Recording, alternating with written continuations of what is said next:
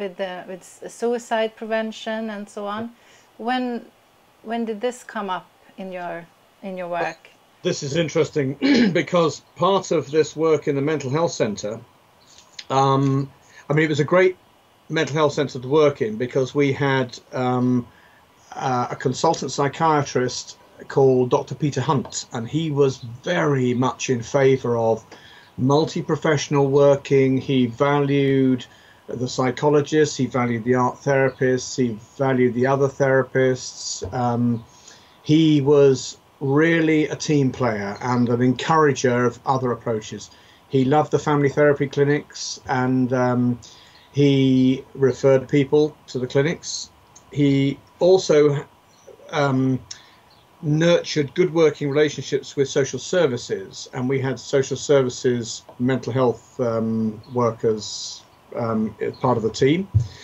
And with some of them, he'd say, look, if you see a former patient at home and you think they could benefit from a period of admission, even if it's only for a week, you organise it yourself.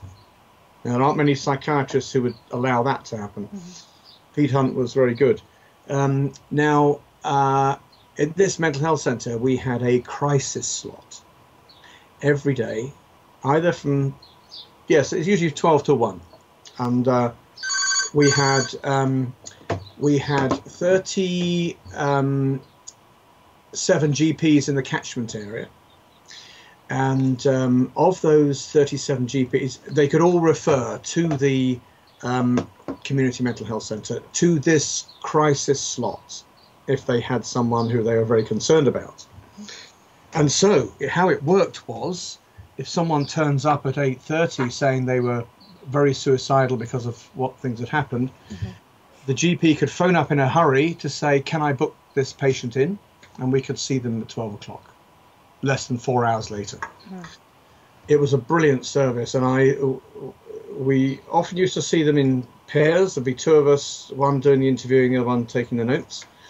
And I think probably in the 2.5 years I was involved with this crisis slot, we had probably something like, that I was personally involved in, 40 clients who were suicidal. And of course, this was since I'd become solution focused, so we asked lots of solution focused questions.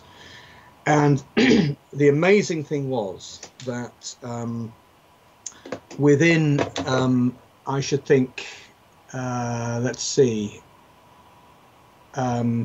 yes, typically a person who we had seen in crisis, and they might have a plan to take their life that day. By nightfall that day, that was their plan. We would see people typically for 3 sessions maximum over a period of about 5 weeks. 3 sessions in 5 weeks. We didn't have a single suicide in that 2.5 years in that mental health centre. And yet, at the same time, other parts of the mental health system, there were frequently suicides. And psychiatrists were down at the coroners explaining what had happened, etc. So this was really interesting stuff, and showed that solution focus lends itself very well for the hard end or the sharp end of mental health work. I was delighted, of course. This is fantastic to,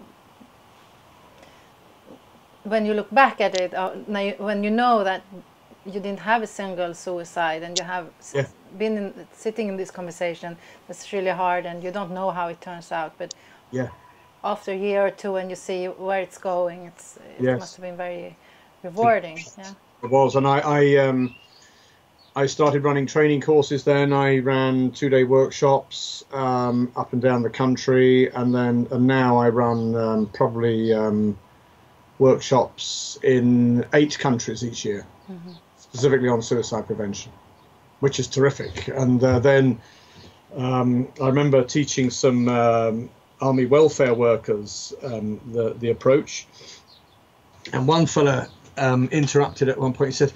He said, John, this is great stuff. You've got to put all this in a book. I have a book for us to read about it, and for others who are interested. And so, cut a long story short again, the book was published about 5 years ago, and is now on its 4th printing, and the publisher wants a 2nd edition by the end of this year or early next. And I had an email from a psychologist in Japan last year to say that she had bought the rights from the publisher, and a Japanese edition of the book is coming out in end of this year, early next. Congratulations. Which again, I was delighted.